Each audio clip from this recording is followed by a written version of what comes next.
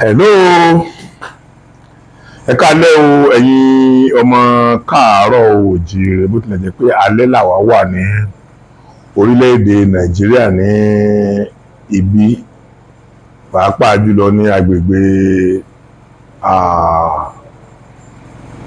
ìlú tí àwa tàbí kí n pé region tí àwa ọmọ Yorùbá abala ti ìlú àwa ọmọ Yorùbá. Mo dúpẹ́ lọ́wọ́ ẹ̀yin èèyàn nílé lóko lẹ́yìn odi lórí ìfọwọ́sowọ́pọ̀ wa lórí gbogbo ohunkóhun tó bá ti lè gbé èdè àṣà ti Yorùbá lárugẹ. Mo dúpẹ́ lọ́wọ́ yín gan. Àwọn bàbá wa kan ti sọ èdè Yorùbá níláárí. Àwọn bàbá wa bíi bàbá Fálétí, àwọn bàbá wa tí wọ́n kọ ìtàn ògbójú ọdẹ nínú igbó Irúnmọlẹ̀, àwọn bàbá wa Adéòga Fágúnwà, ọ̀pọ̀lọpọ̀ àwọn bàbá wa ló jẹ́ wípé èdè Yorùbá yìí ni wọ́n sọ sóríire. Èdè Yorùbá yìí ni wọ́n sọ táyé ò fi gbàgbé wọn mọ́. Ṣùgbọ́n ohun ìbànújẹ́ ló máa jẹ́ tàbí wá gbọ́ wípé àwa tá a jẹ́ ọmọ Yorùbá èdè òyìnbó ni wọ́n ó tún wá máa fi kọ́ wa ní èdè abínibí wa. Ó kù díẹ̀ káàtó, wàláhì ó kù díẹ̀ káàtó. Ìdí nìyí tó fi jẹ́ pé mo rí nǹkan kan kékeré kan tí mo feel wípé yes, àwọn ọ̀rọ̀ kan jáde nínú ẹ̀ tó jẹ́ pé tó bá já wa là ń sọ, wọ́n á ní àwọn Yorùbá máa ń gbéraga, wọ́n máa ń ríra wọn jù. Wọ́n máa ń ríra wọn jù. Ṣùgbọ́n ó dáa tó bá jẹ́ pé láti ibòmíì tàbí ilẹ̀ òkèèrè ló ti ń wá tí wọ́n ti ń sọ ọ̀rọ̀ nípa the originality àwa ọmọ Yorùbá. Ẹ má bínú pé kò kí ń ṣe pé tí mo bá ń sọ àwọn nǹkan tó jẹ mọ́yìnbó díẹ̀ ò ní wà nú ẹ̀. Ẹ rí wípé kì í ṣe pé à ń ṣe exam fúnra wa, exam kọ́ là ń ṣe fúnra wa. Nítorí wà ní pé a fẹ́ padà sí ẹsẹ̀ àárọ̀. Tá a bá wá fẹ́ padà sí ẹsẹ̀ àárọ̀, ibi tí a bá fẹ́ gbin igi ọgbọ́n sí, gbogbo àwọn igi àbámọ̀ kéékèèké tó wà ń bẹ̀ àkọ́kọ́ tú wọn dànù lọ. Ní ẹnu ọjọ́ mẹ́ta yìí ni àwọn ọ̀jọ̀gbọ́n kan bíi mélòó kan ti kóra wọn jọ tí èmi náà wà pẹ̀lú wọn. Àwọn ọ̀jọ̀gbọ́n yẹn wọ́n kóra wọn jọ nípa wípé ẹ̀sìn, àṣà tí àwa ọmọ Yorùbá, tí àwa ọmọ kóòtù òjíire kò gbọ́dọ̀ parun. Wọ́n dẹ̀ rí pé ó ti ń parun lọ. Wọ́n á wò wípé ókè, ìdí pàtàkì wo gan-an la àti ẹ̀ ṣe kọ́ Yorùbá mọ́ school? Ìdí pàtàkì wo la ṣe sọ history mọ́, la ṣe kọ́ history mọ́? Nítorí wípé tá a bá ka ẹrú inú ẹrú á bàjẹ́. Ọ̀pọ̀lọpọ̀ nǹkan tí ìtàn fi ìdí ẹ̀ múlẹ̀ kò gbé sẹ́yìn àwọn ọ̀pọ̀lọpọ̀ àwọn elédè kan tí ra wọn bí èèyàn, kò gbé sẹ́yìn wọn. Ọ̀pọ̀lọpọ̀ rẹ̀ ẹ̀yin àwa abínibí ọmọ Yorùbá ló gbèsè jù. So à ń ṣe àfilọ́lẹ̀ ẹgbẹ́ kan tí wọ́n fẹ́ bẹ̀rẹ̀ sí ní kọ́ ilé ìwé iléèwé ibi tí wọ́n ti máa kọ́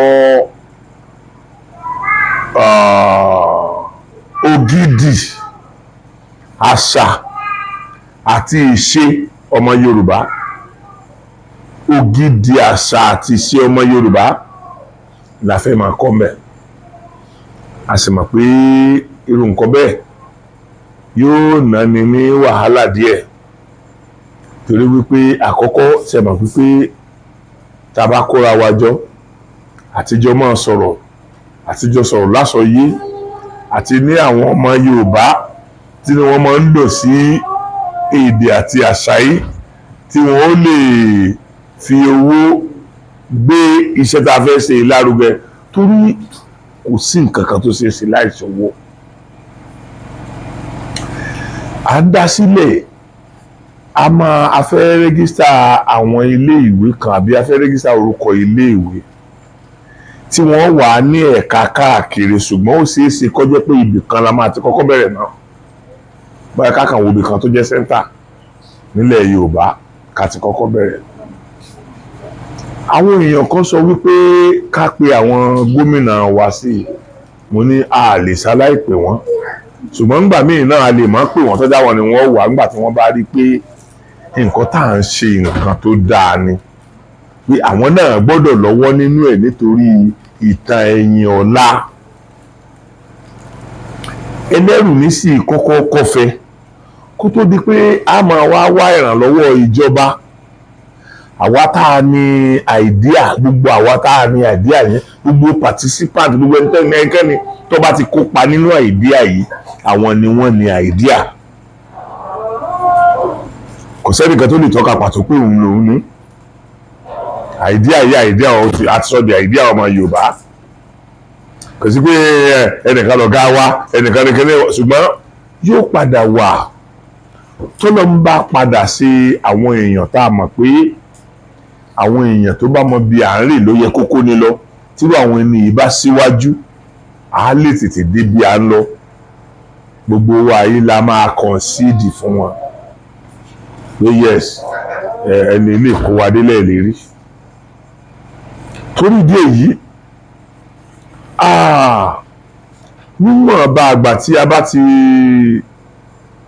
ṣe registration iléèwé tá à ń sọ yìí, iléèwé àṣà, ilé ẹ̀kọ́ àṣà, ilé ẹ̀kọ́ àṣà Yorùbá, níwọ̀n bá àgbà tí a bá ti rẹ́gísítà orúkọ iléèwé náà, tí mo mọ̀ pé kò sí nǹkan kan tó lè dí wa lọ́wọ́ registration, torí pé kì í ṣe ẹgbẹ́ ajìjàgbara rárá ní gbogbo ọ̀nà, kì í ṣe. A lè rí inú àwa tá a jẹ́ ajìjàgbara nínú àwọn tó ń wà nínú ohun tuntun tá a fẹ́ ṣe yìí o, ṣùgbọ́n kì í ṣe ẹgbẹ́ ajìjàgbara ni a fẹ́ fi eléyìí ṣe. Bí ó ṣe ẹgbẹ́ ìwájọwà tí ó ń fẹ́ ìlọsíwájú fún èdè, àṣà àti ìṣe ti àwa ọmọ Yorùbá. Lọ́wọ́lọ́wọ́ báyìí a ti dá WhatsApp kan sílẹ̀ tí ọ̀pọ̀lọpọ̀ àwọn èèyàn ń wọlé, àti ní èèyàn ní Amẹ́ríkà, àti ní èèyàn ní London, àti ní àwọn èèyàn ní láti Nàìjíríà tí wọ́n ń jẹ́ alátìlẹyìn fún ìmọ̀ràn tí à ń dá lọ́wọ́lọ́wọ́ báyìí kọ́lọ̀ ń wọlé àṣẹ. So ọ̀pọ̀lọpọ̀ èèyàn ni a máa ṣe ní admin tí wọ́n á lè, pàápàá jùlọ gbogbo àwọn country la máa jẹ́ kí admin wà, so that láti ọ̀dọ̀ wọn anybody tó bá fẹ́ wọlé wọ́n á lè fi wọ́n sínú nǹkan tí à ń ṣe lọ́wọ́. So therefore ẹ má jẹ́ kí gbogbo wa náà bẹ̀rù. Kò sẹ́ni kankan ní nǹkan kan tó fẹ́ fi owó yẹn ṣe ju pé kí gbogbo wa jọ pawọ́ pọ̀ tá a bá ti rẹ́gísítà orúkọ school tán bóyá a wà open àkáǹtì tàbí gbogbo ọ̀nà kọ́nà tá a bá wò pé a gbé gbà láti máa operate ẹ̀ tó jẹ́ wípé tọ́lọ́ bá ti ṣe tá a bá ti rí registration yẹn ṣe tán ká máa dá ilé ìwé yẹn lẹ̀ lóko á láǹfààní àti máa gba àwọn babaláwo tó mọ iṣẹ́ ránran sí ilé ìwé náà àwọn tó mọ̀ ń pa àṣà ẹ̀sìn àti ìṣe ojúlówó ti Yorùbá á gbà wọ́n máa kọ́ wa àníṣe aláìgba ẹni tí ó máa kọ́ni lẹ́kọ̀ọ́ òyìnbó náà ṣùgbọ́n ohun tá a wà máa bèsì tiwa lé lórí ni Yorùbá àti ìṣe wọn torí pé China ò bá ẹnìkankan fi èdè wọn ṣeré wọ́n tún ṣe nǹkan China wọ́n tún fi kọ́ sí lára mọ̀ fẹ́ báyọ̀ mọ̀ pé èdè kan là ń gbọ́dọ̀ lò the same thing àwọn India látọ̀dún tó àti mọ India tí ló wà yìí láti kékeré wa yìí tí gbogbo wa ti gbájú mọ̀ pé wọ́n ń ṣeré India àṣà àwọn yìí náà ni èdè wọn yìí náà ni lóòótọ́ wọ́n ń subtitle rẹ̀ àwọn èèyàn kan máa ń sọ fún mi lọ́pọ̀lọpọ̀ gbà bàbá Sókótì ẹ máa ń sọ subtitle kiri ó yẹ kó yé àwọn èèyàn àwọn kan kò yé wọn ẹni tí ò bá yé kó lọ kọ́ bí ó ṣe yé wọn mi ò rẹ́dì láti máa subtitle èdè tèmi tí mò ń sọ fáwọn èèyàn tèmi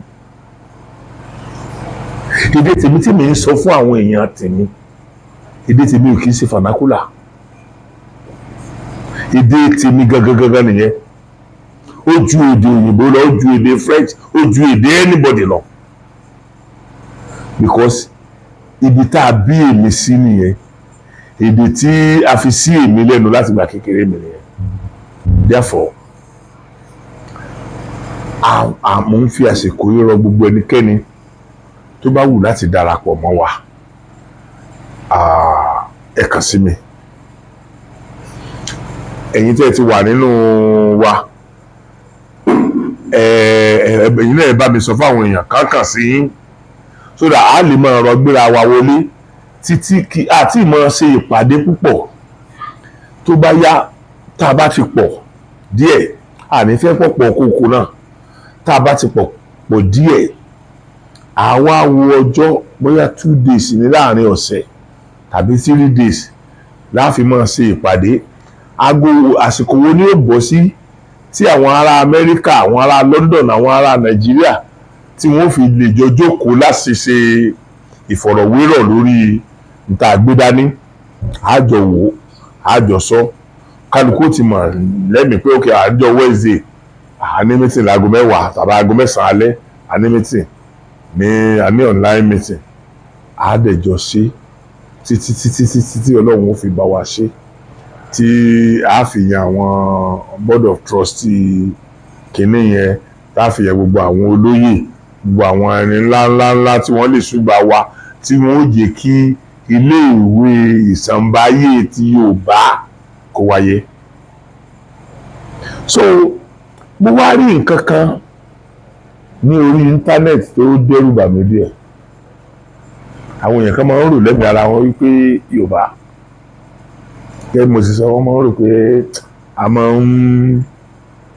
máa ń gbéraga o bá a ṣe tó ajú bá a ṣe ń pera wa lọ o ṣùgbọ́n wọ́n fẹ́ ká lísìn sí ọ̀rọ̀ yìí pápá jùlọ ìwọ tó ò bá gbọ́ Yorùbá dáadáa wàláì ó lè ti bíbẹ̀rẹ̀ mo fẹ́ ká lísìn sí ọ̀rọ̀ yẹn dáadáa ojú ọ̀nà ti wà a bẹ̀rẹ̀ báyìí mo fẹ́ ká lísìn dáadáa o. I'd bet that some of you have never heard of Yoruba, which is stunning because it's an incredibly important language, maybe just not in your part of the world. It's spoken by somewhere between 30 and 45 million people, and that number is going to climb rapidly in the coming decades because of the massive population growth in West Africa. Yoruba is one of the three main African languages of Nigeria, along with Hausa and Igbo. The official language of Nigeria is English, and Nigerian Pidgin, an English-based Creole, is widely spoken, but Yoruba, Hausa, and Igbo are widely used amongst their respective ethnic groups, as are hundreds of less widely spoken languages. And because of the large number of Yoruba-speaking immigrants living around the world, it's the most widely spoken African language outside of Africa. The most spoken African language. Kì í ṣe the word the whole world mọ̀ sọ the most speaking African language. Only the most spoken African language in the whole world. The most speaking African language tó wà ní gbogbo orígun mẹ́rẹ̀ẹ̀rin àgbáyé èdè Yorùbá ni. Àṣeyẹkẹ́ pàtẹ́wọ́ fúnra yín. Àṣeyẹkẹ́ ríra yín bí ẹni pé ẹ jẹ́ mẹ́wàá. Àṣeyẹkẹ́ mọ̀ pé ẹ jẹ́ nǹkan. Ṣùgbọ́n kàkà kó yé wa bẹ́yẹn. Irọ́ ẹ jẹ́ ká máa gbọ́ lọ. Africa. Obviously, I mean languages native to Africa. English doesn't count. Here's a sample of what it sounds like. Ọmọ ìlú Ìlaramọ̀kí ni mí. Ìlú yìí wà ní ìpínlẹ̀ Ondo tó jẹ́ ìkan lára àwọn ìpínlẹ̀ mẹ́rìndínlọ́gbọ̀n lórílẹ̀-èdè Nàìjíríà. Ẹ̀yà Èkìtì ni wá nínú ẹ̀yà Yorùbá. Ìlú yìí súnmọ́ ìlú Àkúrẹ́ àti Ìgbàròkè. Èdè ìbílẹ̀ tí a ń sọ jẹ́ èdè Èkìtì tó faramọ́ Yorùbá àjùmọ̀lò púpọ̀, ṣùgbọ́n ó yàtọ̀ náà. Púpọ̀ nínú àwọn èèyàn wa ń sọ èdè Yorùbá àjùmọ̀lò náà. Èèyàn bíi 140,000 ló wà ní ìlú Ìlara. Àdúgbò 5 ló wà. Àdúgbò Òkè Òde ni ẹbí mi ń gbé. Yoruba is mainly spoken. Ẹ má bínú. Ìlaramọ̀kí yẹn ọ̀kan nínú ìlú Yorùbá ni tí ó sọlẹ̀ sí ìpínlẹ̀ Èkìtì. Ìlú Ìlaramọ̀kí. Ìlú Ìlaramọ̀kí. Ṣé gbọ́ bí ẹni yẹn ṣe sọ Yorùbá tó sọ iye tí wọ́n jẹ́ ní ìlú wọn. Wọ́n dẹ̀ jẹ́ kó yé wa wípé ṣé mọ̀ pé àwọn èdè tí a tó ń sọ yìí the common language tí à ń lò ní Yorùbá àjùmọ̀lò. Yorùbá ẹyọ kan tó so gbogbo wa pọ̀. Torí pé àwọn wa tó change díẹ̀ tó tún yapa síra wọn irú Èkìtì yẹn. A rí àwọn Èkìtì míì tí ọmọ sọ èdè tiẹ̀ tí Èkìtì tó wá láti ìlú míì tí kò ní gbọ́ tàbí tí ó kàn máa gbọ́ díẹ̀ ó lè má fi gbogbo ara yé wọn sí. So automatically nínú àwọn èdè yẹn ìgbà tí gbogbo wa bá ṣe lo Yorùbá àjùmọ̀lò ní gbogbo wa fi lè communicate pẹ̀lú ohùn ẹyọ kan lórí Yorùbá àjùmọ̀lò. Ẹ jẹ́ ká tẹ̀síwájú. In southwestern Nigeria, including the capital city Lagos, though many languages are now spoken there, and dialects closely related to Yoruba are spoken in southeastern Benin and parts of Togo. Along with Yoruba proper, these dialects are part of the Yoruboid language group, which form part of the Niger-Congo language family. Yoruboid includes Igala, Edekiri, which splits into Itsekiri, the Ede dialects spoken mainly in Benin and Togo, and Yoruba dialects. Ede dialects are sometimes considered Yoruba dialects, as they are very closely related and their speakers identify as ethnic Yoruba people. Yoruba proper has many dialects, but there's standard Yoruba, which serves as the formal and written form of the language, and a bridge between those dialects. Yoruba dialects and related Yoruboid languages are spoken throughout Yoruba land, but all the Yoruba people see Ile-Ife as the origin of their civilization during the Ife kingdom, which was dominant between the year 1000 and 1420. In the Yoruba tradition, Ile-Ife is thought to have been founded by Oduduwa, a Yoruba king thought to be divine. But Yoruba civilization didn't consist of just a single Yoruba political entity. There were numerous Yoruba city-states that spoke Yoruba dialects or related Yoruboid dialects, including Oyo, the Oyo Empire. Ṣé rí ìlú wa Ifẹ̀ tí ọ̀pọ̀lọpọ̀ mi tí majority wa gbà pé ibẹ̀ la ti wá, adẹ̀gbọ́ ọ̀rọ̀ bàbá wa Odùduwà tí wọ́n sọ nígbà tí gẹ́gẹ́ bí ìtàn, nígbà tí bàbá wa Odùduwà wá sí Ilé Ifẹ̀, mi ò fẹ́ máa bá wọn fa bákan, wọ́n rọ̀ wá ni o, wọ́n ṣe kinní kan wá ni o, ọ̀bọ̀ tí gbogbo aṣágbà pé bàbá wa Odùduwà wá sí Ilé Ifẹ̀. Wọ́n bá àwọn èèyàn kan níbẹ̀. Àwọn èèyàn tí wọ́n bá ń bẹ̀ yẹn ìran wọn náà sì wà dèní bí ìran direct descendant tí Odùduwà ṣe wà. Bẹ́ẹ̀ náà ni àwọn yẹn náà wà. Àwọn yẹn náà sì ń dádé ní Ilẹ̀ Ifẹ̀ títí dìsín. Ní Ilẹ̀ Ifẹ̀ títí dìsín. Ṣé rí bí àwa ọmọ Yorùbá bá fọwọ́ síbi tọwọ́ gbé, Ọlọ́run Elédùmarè gbọ́, ó máa rọ̀ wá lọ́rùn gan. Ẹ jẹ́ á máa bá lọ. Surpassed Ile-Ife and became the main Yoruba power from 1600 to around 1800 AD, until internal conflict led to its downfall and a century of warfare. After its downfall, the British expanded their influence in the area and established the Colony and Protectorate of Nigeria in 1914, incorporating the Yoruba-speaking areas in the southwest. Standard Yoruba was put together in the 1850s by Samuel A. Crowther, a Yoruba Nigerian and the first Anglican bishop in West Africa. He published a grammar of Standard Yoruba and translated the Bible into it as well. Standard Yoruba was based on a number of dialects, but mainly Oyo and Ibadan dialects. Its orthography has gone through several changes since then. It's written in a Latin-based alphabet, but it makes use of a number of accent markings and diacritics. And that brings us to an important feature of Yoruba. But first, let's talk about a software tool with numerous benefits for all of ṣe gbọ́ nípa bàbá wa Àjàyí Crowther. Àwọn ni wọ́n kọ ọ̀pọ̀lọpọ̀ ìwé ìtàn lórí Nàìjíríà, lórí Yorùbá àti bẹ́ẹ̀ bẹ́ẹ̀ lọ. Bó tilẹ̀ jẹ́ wípé a rí àwọn èèyàn kọ̀ọ̀kan náà tí wọn ò sí ní ìbámu. Ṣe rí bàbá wa Àjàyí Crowther yẹn, ṣe mọ̀ pé olójú kan ló máa ń jọba nílùú àwọn afọ́jú. Ó jẹ́ ẹni àwọn èèyàn tó tí ọ̀làjú kọ́kọ́ dé bá. Àwọn tí àwọn ará àwọn tán kó lọ láwọn bàbá wa tán fi ń ṣerú ń jẹ́ tí wọ́n wá ní ọ̀làjú. Àwọn ni wọ́n yí ọ̀pọ̀lọpọ̀ èdè padà, pàápàá jùlọ Báíbù sí èdè Yorùbá.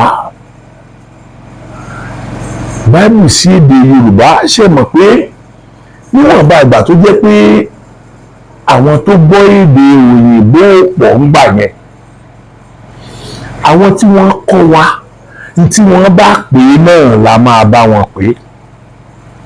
Ìdí rèé tó ṣe okùnfà ọ̀pọ̀lọpọ̀ nǹkan tí a padà fara mọ́ nínú àwọn nǹkan tó wáyé tàbí tó ṣẹlẹ̀ tàbí tí àwọn bá wa pààrọ̀ pẹ̀lú èdè wa.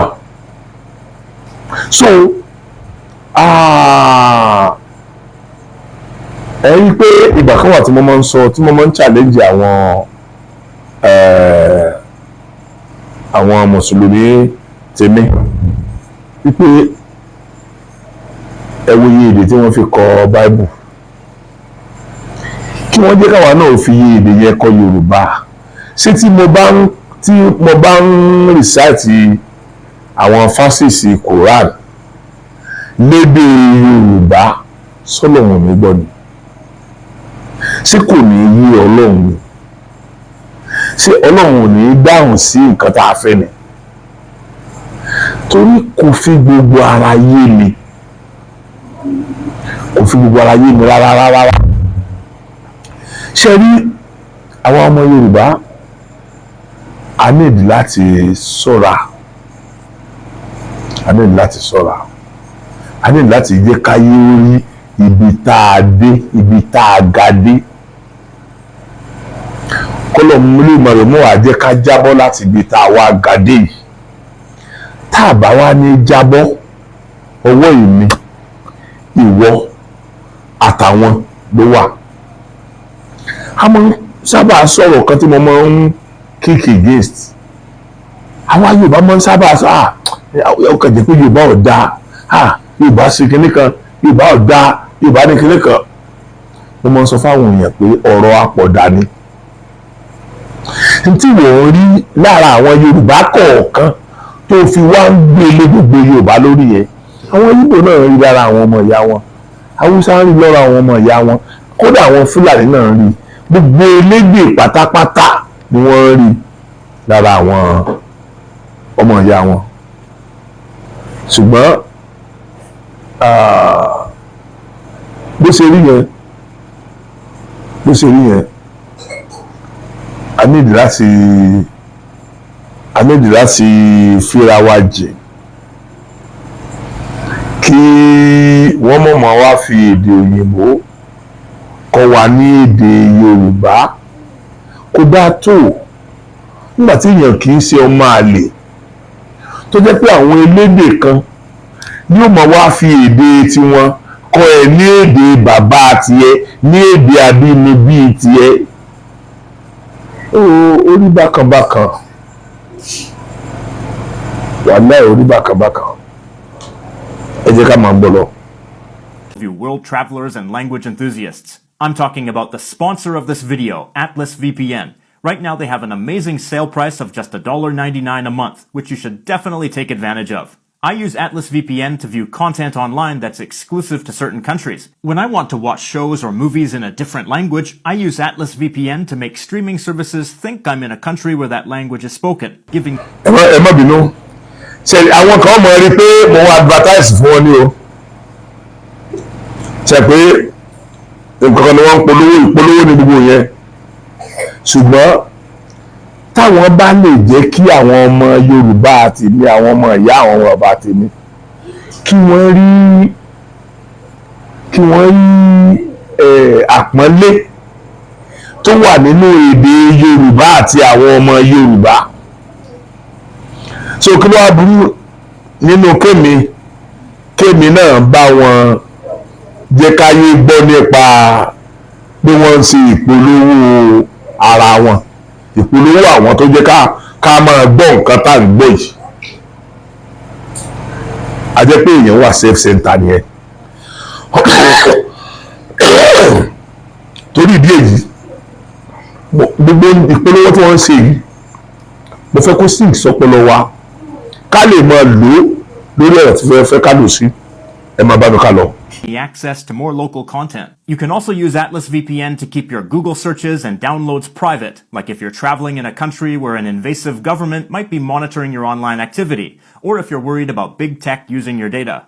It also stops illicit ads, malware, and trackers, and notifies you of attempts to use your data. Also, a VPN can help you get the best online prices, like the time I saved hundreds of dollars on a stock music subscription by using the American version of the site rather than my local version. I prefer not to be ripped off, thank you very much. So Atlas VPN is a very useful tool all over the world, and it's the best deal all over the world at only $1.99 per month for a 3-year subscription on unlimited devices with a 30-day money-back guarantee. But time is running out, so be sure to lock in that low price by clicking the link in the description down below.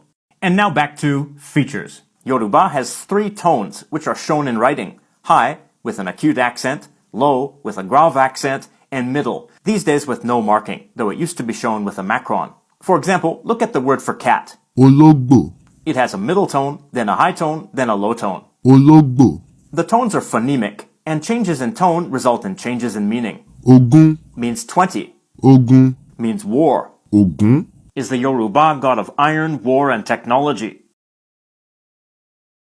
ṣe rí gbogbo àwọn ọ̀nà tá a lè gbà kọ́ Yorùbá gangan nìyẹn. Ògún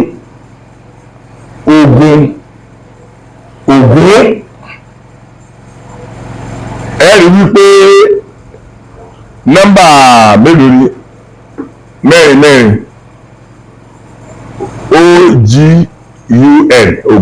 OGUN Ògún nọ́mbà mẹ́rin péré yẹn náà ni nígbà tó wá jẹ́ the same thing ni kí la lè fi mọ̀ ní yàtọ̀ òun náà ni àmì orí ọ̀rọ̀ tí àwọn Yorùbá máa ń fi sí ọ̀rọ̀ níwọ̀n gbà tí wọ́n bá fi àmì yẹn sí tán ni ogún máa dúró gẹ́gẹ́ bí ogún re ní ogún máa dúró bí ogún dòní ogún máa dúró bí ogún rere sẹ́rí àmì rere a kàn máa ń sọ lẹ́nu ni wọn kì í fi sí orí àwọn wọ́dẹ̀sì rárá ibi tá a bá ti rí pé ó yẹ kán fi wọ́dẹ̀sì ayẹyẹ ọ̀hún tá a rí pé ó yẹ kán fi wọ́dẹ̀sì náà fi sí àti mọ̀ pé rere ló wà ń bẹ̀ yẹn so a kàn pé the first one bóyá do àárín ìfẹ́ kan fi àárín wa àwọn nípa àárín kankan bẹ̀ á pè ní re mi dòre mi tàbí mi re dò so èdè Yorùbá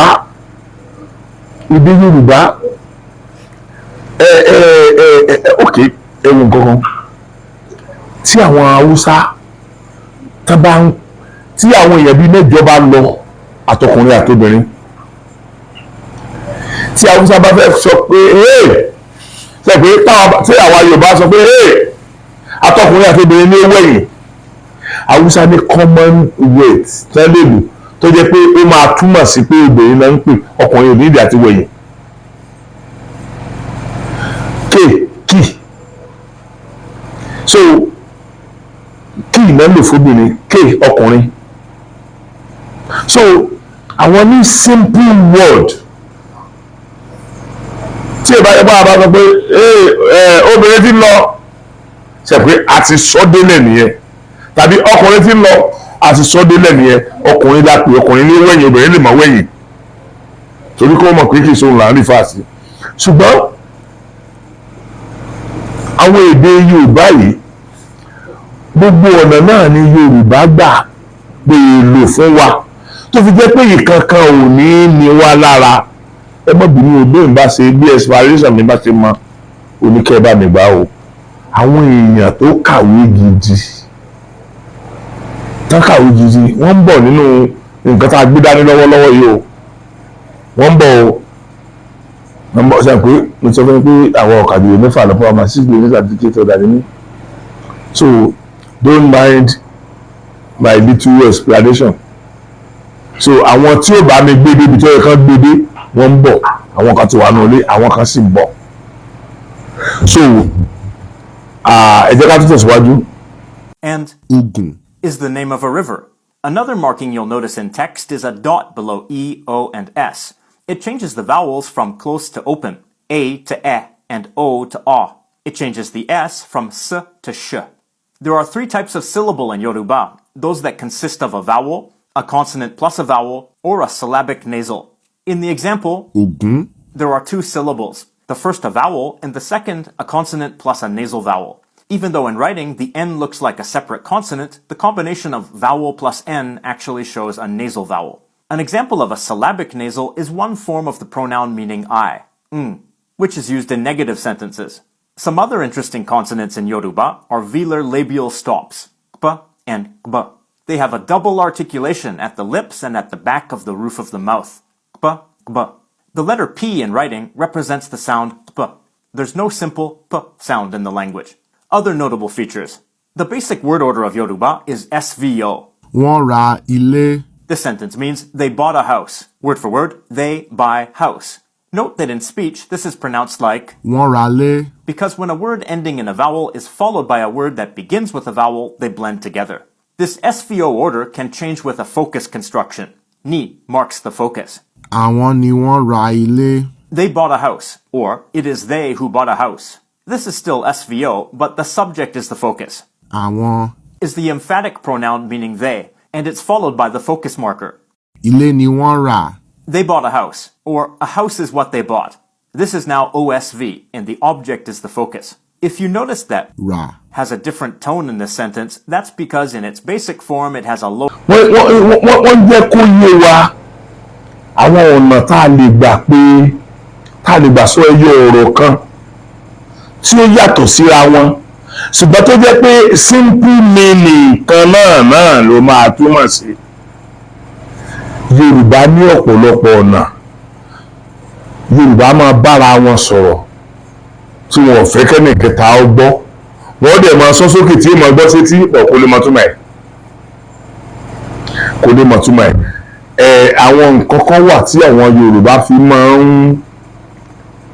ń fira wọn hàn gẹ́gẹ́ bí ògbóǹtarìgì Yorùbá lẹ́ni tó jẹ́ èdè rẹ̀ gangan so ọ̀pọ̀lọpọ̀ ọ̀nà ni ó wà tó jẹ́ pé a lè gbà sọ̀rọ̀ nǹkan ẹyọ kan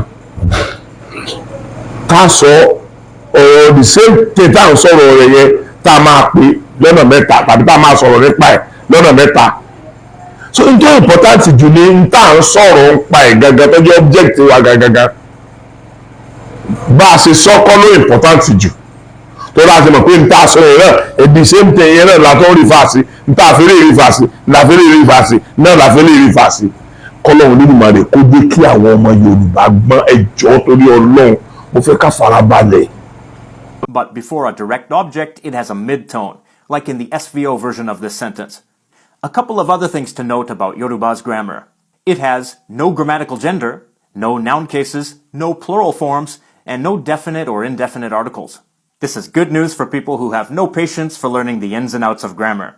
Verbs are also not conjugated for person, number, or gender, or tense for that matter. Tense and aspect markers are placed before the verb to indicate time. When it's just the verb stem on its own, for a dynamic verb that indicates simple past. For a stative verb, it indicates present or past. Mo sùn. I slept. Mo ń sùn. I'm sleeping, or I was sleeping. This is the progressive or imperfective aspect. Note that before the progressive marker n, the pronoun mo becomes mo, with a low tone. Ṣé gbígbọ́n ṣe pé yàtọ̀ mo sùn mo ń sùn the same meaning yìí náà ni ọ̀rọ̀ kan náà yìí náà là ń sọ ọ̀rọ̀ tí mò ń ṣe lọ́wọ́lọ́wọ́ gangan náà là ń sọ ó kàn dé pé bá a ti sọ rẹ̀ yàtọ̀ mo sùn mo ń sùn so the same meaning ní méjèèjì bọ́ ẹ rí pé pronunciation yẹn yàtọ̀ síra wọn Ọlọ́run ó tẹ̀ wá síwájú ẹ má bínú o ṣe mọ̀ pé àwọn olóyìnbó wọn máa ń sọ̀rọ̀ present tense and past tense a lè sọ mo sùn bí past tense ó ti sùn mò ń sùn gbogbo bíi pé mò ń sùn lọ́wọ́ present mo sì wà lórí oorun yẹn ò ní present tense ṣùgbọ́n ìyẹn kọ́ ni ó important sí mi oorun yẹn gangan ló important àti bá a ṣe sọ méjèèjì tó lè pé the same meaning oorun yẹn náà ló já sí so mi ìfẹ́ káwọn èèyàn ó padà máa rí pé ìyàtọ̀ wà bẹ̀rẹ̀ present tense àti past tense ọ̀rọ̀ present tense or past tense kan ni mò ń sọ yìí ọ̀rọ̀ that subject tá à ń sọ̀rọ̀ ẹ̀ gangan ó ní meaning nǹkan tí mò ń sọ bí báyìí so Ọlọ́run á tẹ̀ wá síwájú. N is also another example of a syllabic nasal. Mo ti sùn. I've slept. This is the perfective aspect. Mo ti ń sùn. I've been sleeping. The perfect progressive form. Mo máa sùn. I will sleep. In the future tense. Now that we've seen some standout features of Yoruba, let's look at some basic phrases. Ẹ ǹlẹ́. This is one way to give a general greeting like hello, but you can also use a greeting for the specific time of day. Ẹ káàárọ̀. Good morning. Note that if there's more than one tone in one syllable, then the vowel is normally written once for each tone. These three A's are all part of a single syllable, but with a high, low, high progression. Ẹ káàsán. Good afternoon. Ẹ káalẹ́. Good evening, or good night. Note that is honorific and is not used when speaking to friends, colleagues, and people younger than you. It's the second person plural personal pronoun, which is also used for the honorific second. Tí wọ́n sọ yẹn gẹ́gẹ́ bí máa yìí sì ń sọ̀rọ̀ ṣe mọ̀ pé àwa Yorùbá a nígbàgbọ́ nínú àpọ́nlé ẹni tó bá jù wá lọ a kì í sábà lo ìwọ fún wọn àfàwọn tá a bá jọ jẹ́ ẹgbẹ́ tàbí tí a jù wọ́n lọ lọ́jọ́ orí la máa ń lo ìwọ fún. Ìwọ yẹn ẹyọ nìkan ni. Ìgbà míì á lo ẹ̀yin yẹn fún plural fún ọ̀pọ̀lọpọ̀ èrò. Ẹ̀yin a tó lè lo ẹ̀yin fún ẹyọ nìkan but tó nítorí pé jù wá lọ àfi pọ́nlé àfi ṣàpọ́nlé rẹ̀ àpè ẹ̀yin àfẹ́ pè ní ìwọ. A nígbàgbọ́ wípé èdè ìwọ yẹn èdè àgọ̀ ní díẹ̀ ní Yorùbá fi máa ní ẹ̀yin nítorí pé wọ́n pọ́n ẹni yẹn ní ẹni yẹn jù wọ́n lọ. Ọlọ́run á wà pẹ̀lú wa. Person singular. The main word in each greeting is a contraction of ku, a verb used to mark greetings, plus a noun. àárọ̀, Is the word for morning. ọ̀sán, Is the word for midday. alẹ́. Is the word for evening or night. Kí ni orúkọ rẹ? What's your name? Informal. Word for word it's what, focus marker, name, your.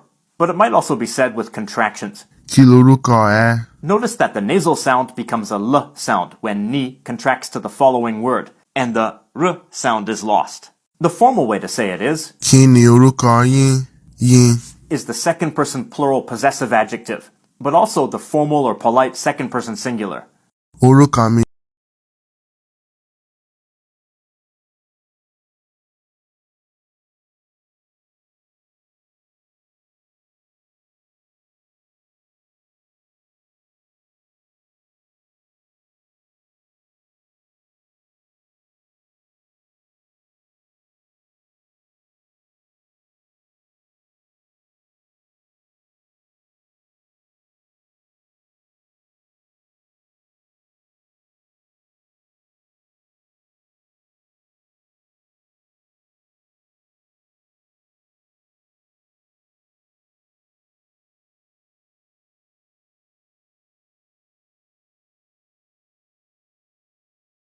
Ni Paul. My name is Paul. Word for word it's name, my, focus marker, Paul. Notice that the noun and the possessive adjective me function as one unit, as a noun phrase, and the focus marker comes after it.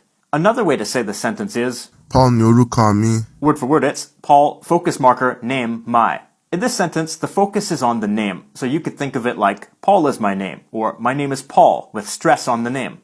And when spoken naturally, it might be Paul lorúkọ mi. because as we saw before, ni becomes li. Inú mi dùn láti pàdé rẹ. Nice to meet you. Word for word it's insides, my, pleasant, infinitive marker, meet, you. In this sentence, we see the phrase, Inú mi dùn. which means I'm happy, but literally it's more like my insides are pleasant. Then we see Láti pàdé. meaning to meet, in which lati is the infinitive marker. Níbo ni ibùdó ọkọ̀ akérò wà? Where's the bus station? Word for word it's where, focus marker, station, bus, located. Níbo. Is the interrogative pronoun meaning where. Here it's the focus and is marked with ni. Interrogative pronouns are always the focus. Ibùdó Means station and ọkọ̀ akérò means bus. wà. Is a verb meaning to be located at. O ní bàtà tó dára. You have nice shoes. Word for word, you have shoes that are nice. Simple adjectives in Yoruba come directly after the noun, but dara is actually a descriptive verb meaning to be nice. So it can't come directly after the noun. It needs this connecting word. Tó. To is actually a contraction of Tí ó. meaning that is or that are. Ọ̀rẹ́ mi fún mi ní bàtà wọ̀nyí. My friend gave me these shoes. Word for word, friend, my, give, me, direct object marker, shoe, these. Ọ̀rẹ́. Means friend and is followed by the possessive adjective me. Fún mi means give me, but note that the verb is understood in the past tense in its base form like this. Me is the indirect object. When there's an indirect object, then the direct object takes a special marker. Ni Bàtà means shoe and wọ̀nyí. is a plural demonstrative meaning these. Ṣé o gbọ́ èdè Gẹ̀ẹ́sì? Do you speak English? Word for word, yes, no, question marker, you, here, language, English. In this sentence, we see how to form a yes or no question in Yoruba. You add the question marker. Ṣé Without the question marker, this would be a statement. o gbọ́ èdè Gẹ̀ẹ́sì? You speak English Gbọ́. is actually the verb meaning hear, but it's used when saying you're proficient in a language. The word for language is Èdè and Gẹ̀ẹ́sì. is the word for English. It comes from the Portuguese word inglês. Bẹ́ẹ̀ ni, mo gbọ́ èdè Gẹ̀ẹ́sì. Yes, I speak English. Word for word, yes, I hear language English. Bẹ́ẹ̀ ni, Is the word for yes. rárá, n kò gbọ́ èdè Gẹ̀ẹ́sì. No, I don't speak English. Word for word, it's no, I not hear language English. Rárá, Is the word for no. Note that the first person singular pronoun mo becomes ing before the negation marker ko, like inko. To express what you like, you can use the phrase mo fẹ́ràn. I like. Mo fẹ́ràn ológbò. I like cats. Word for word, I like cat. To say I don't like it. N kò fẹ́ràn. Again, notice the negation marker and the different form of the pronoun. N kò fẹ́ràn ajá. I don't like dogs. Word for word, it's I don't like dog. To express that you like to do something, it's, Mo fẹ́ràn láti. for example, I like to learn languages. Mo fẹ́ràn láti kọ́ èdè. Word for word, it's I like, infinitive marker, learn language. Láti. Is an infinitive marker, but on its own is also a preposition meaning from or since. Kọ́. Means learn. And again we see the word for language. Èdè. However, when expressing that you want to do something, lati is not used. Mo fẹ́. I want to. Mo fẹ́ kọ́ èdè Yorùbá. I want to learn Yoruba. After this brief little look into Yoruba, I'm sure you can agree that it looks like a fun and fascinating language, and one that's not too intimidating, at least in certain ways, such as its lack of grammatical gender, noun cases, plural forms, and articles. The main thing that might seem intimidating is the tonal system, and the way it's represented with accent markings in writing. But those accent markings can help you know the tones of words even when you just see them in writing, and you can remember the tones visually as well as by sound. If you're a speaker of Yoruba, to what extent do you use the standard language and to what extent do you use your dialect? How easy is it to communicate with speakers of different Yoruba dialects? Ẹ̀yin yẹn mi ẹ má bínú ṣe rí mi ò wá gẹ́gẹ́ bí tíṣà mo kàn wá láti jẹ́ ká rí nǹkan yẹn bí nǹkan tó yẹ kó dùn mọ́ wa nínú nǹkan tó yẹ ká tẹ́wọ́ gbà ní little explanation mi yẹn mi ò ń ṣe tíṣà ṣùgbọ́n mo nígbàgbọ́ wípé bí gbogbo wa sì ń gbọ́ yẹ inú wa ọmọ dádùn lẹ́gbẹ̀ẹ́ kan nǹkan kan wà lára wa lára Yorùbá tí máa ń mú orí Yorùbá yá tá bá ń gbọ́ nǹkan tó yẹ ká gbọ́ nǹkan kan wà tó máa ń mú orí Yorùbá gbóná tó bá ń gbọ́ nǹkan tí ò yẹ kí wọ́n gbọ́ bẹ́ẹ̀ ni so fún àǹfààní gbogbo àwọn èèyàn tí ò gbọ́ nǹkan tá a ti sọ sẹ́yìn bọ̀ à ń ṣe ìgbìyànjú láti fi iléèwé Yorùbá gbogbo ìṣe Yorùbá kí n sọ pé gbogbo ìṣe Yorùbá láti fi lọ́lẹ̀ ní ilẹ̀ káàárọ̀ òjìrè nílẹ̀ kóòtù òjìrè so ọ̀pọ̀lọpọ̀ àwọn èèyàn lẹ́lẹ̀ tí ń dára mọ́ wa bí wọn náà ṣe gbọ́yẹ̀ mọ nǹkan inú ẹ̀dùn sí ewu ẹ̀ ìwọ náà lè jọ ìwà nǹkan tẹ́ ẹ̀kan nídìí láti ṣe ni pé kẹ́ẹ̀kan sẹ́ndì WhatsApp nọ́mbà yín sí mi pé èmi náà ó wù mí láti darapọ̀ mọ́ ikọ̀ iléèwé Yorùbá yìí o àdẹ̀gbẹ̀yìn wọlé nítorí wù wá láti ṣe ni pé ní ọjọ́ ọ̀la kí after tá a bá ti ṣe ìfilọ́lẹ̀ tá a bá ti ṣe registration iléèwé yẹn tán àti ìmọ̀rúkọ tá a máa sọ iléèwé yẹn ṣùgbọ́n láti tá a bá ti sọ orúkọ iléèwé yẹn tán tá a ti parí registration a máa fi ìdí rẹ̀ múlẹ̀ ó lè jẹ́ pé a lè decide láti kọ́kọ́ lọ bẹ̀rẹ̀ the first one ní Àkúrẹ́ tàbí lẹ́kọ̀ọ́ tàbí nìbàdàn so teacher a mú àwọn Yorùbá gidi àwọn Yorùbá kan ọmọlédè wà rẹpẹtẹ tí wọ́n mọ ọ̀pọ̀lọpọ̀ nǹkan a wà mú àwọn babaláwo tí wọ́n máa kọ́ wa nípa Ifá gbogbo ọmọ Yorùbá ló gbọ́dọ̀ mọ̀ Ifá àsọ pé gbogbo wọn mọ̀ lọ dífá gbogbo ara gbọ́dọ̀ mọ̀ Ifá tí gbogbo ọmọ mọ̀ Ifá á mọ ọ̀pọ̀lọpọ̀ nǹkan míì tí Ifá ti túmọ̀ fún wa tá à ní ìdí àti ṣe wàhálà rẹ̀ lórí àbí tá a bá kan nǹkan kan míì á mọ nǹkan tó yẹ ká ṣe tàbí tá a lè ṣe láti lè achieve nǹkan tá a fẹ́ achieve. So mo bẹ̀ wá mo tún fi àsìkò bẹ̀ wá gbogbo ẹ̀yin tẹ́ ẹ jẹ́ olówó tẹ́ ẹ jẹ́ ọlọ́lá tẹ́ ẹ jẹ́ ọlọ́rọ̀ tẹ́ ẹ sì nífẹ̀ẹ́ lórí pé kí èdè àti àṣà Yorùbá má parun. Mo fẹ́ kẹ́ ẹ ní ọwọ́ nínú tí à ń dálẹ̀ lọ́wọ́lọ́wọ́ yìí. Gbogbo èyí tí Ọlọ́run rọ̀ lọ́rọ̀ nílẹ̀ Yorùbá tí báwọn èèyàn náà ń kọ́ private university káàkiri ẹ̀ a single person ń gba private university kan ṣé wọ́n á ní owó ọ̀pọ̀lọpọ̀ àwọn èèyàn làwọn á ní kọ́kọ́ lè bẹ̀rẹ̀ lórí primary school títí láti bá lórí secondary school. Ẹ jọ̀ọ́ mo bẹ̀ wá mo bẹ̀ ẹ̀yin ọmọ Yorùbá ẹ dákun torí Ọlọ́run ẹ jẹ́ ká fi ìmọ̀ wa ṣọ̀kan kí a lè bá succeed lórí ilé ẹ̀kọ́ Yorùbá gbogbo ní ṣe Yorùbá yìí gbogbo ní ìṣe Yorùbá. So kí gbogbo àjọ pàǹpọ̀ dá orúkọ tí a máa pè é àjọ suggest àjọ faramọ́ àjọ register ẹ̀ àjọ bẹ̀rẹ̀ sí ní máa gba àwọn tíṣà wọlé bàbá àwọn àgbàlagbà náà tó sì fẹ́ máa kọ́ nípa ẹ̀kọ́ Yorùbá kò sí tó burú mbẹ̀.